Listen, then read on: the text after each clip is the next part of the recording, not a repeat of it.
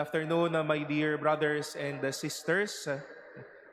Still, Merry Christmas po sa inyong lahat and to our dear pilgrims, to all of you, maligayang pagdating po sa Manila Cathedral. We are just near the doorsteps closing the year 2025. Tomorrow is already the last day of this new year, of this year. And maybe to some of you, halos ang kaharap ko po ay mga nagbibigay na ng regalo. Siguro po yung mga binigyan nyo ng regalo, nakabukas na ng regalo. At kung mapalad ho kayo at nagbukas kayo ng regalo, ay I'm happy for you.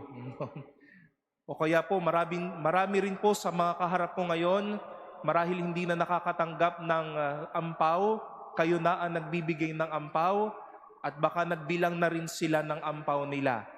At kung nakatanggap po kayo, I am also happy for you.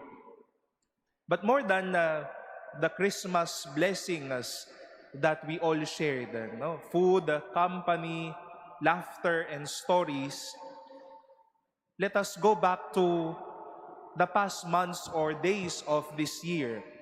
At may mga natanggap din ho tayong iba't ibang mga bagay. New opportunities, new peoples, thoughts and lessons, experiences, learnings, relationships, blessings materially or physically, and to things that we all received. At itong mga bagay na ito, they come to us as a blessing, but for a fact, they are fading things.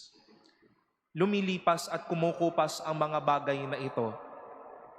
Mawawala yung sama ng loob na naipon natin na ngayong taong ito. Lilipas ang saya din na marahil natanggap natin.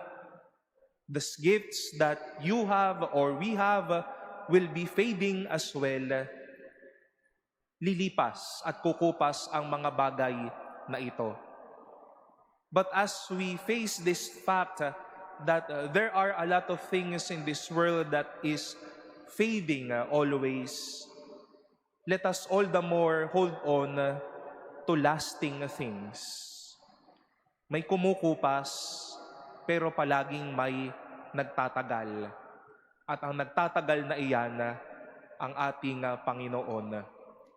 In today's reading, this sixth day in the octave of Christmas, would like to remind us that fact.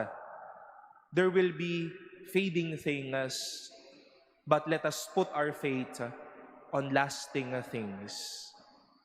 St. John reminded his dear children not to be enticed of the passing world, but to make their time, to make most of their time loving the commandments of God, which will gain them lasting reward of God's presence. And we've heard today, after hearing the presentation of the child Jesus' story yesterday, we have the prophetess Anna, who was in her lasting days of her life. Matanda na, kumukupas na ang katawan. But she stayed in the temple. She was at home in the temple, praying and doing fasting before she knew and embraced the promise of God for her. May mga kumukupas na bagay silang naranasan, pero patuloy silang kumapit sa nananatiling tao sa buhay na ito. This is fact, this is life, my dear brothers and sisters. This year will be passing away or fading away. Gifts will be passing away. Tayo din po, kukupas din ho tayo pagdating sa pagdating ng panahon. Pero hari nawa po, nilalagay natin ang ating pananampalataya sa siyang palaging nananatili. Dahil kung siyang mananatili ay laging kasama natin, palagay ko at totoo na palagi tayo magiging sariwa at punong-puno ng grasya.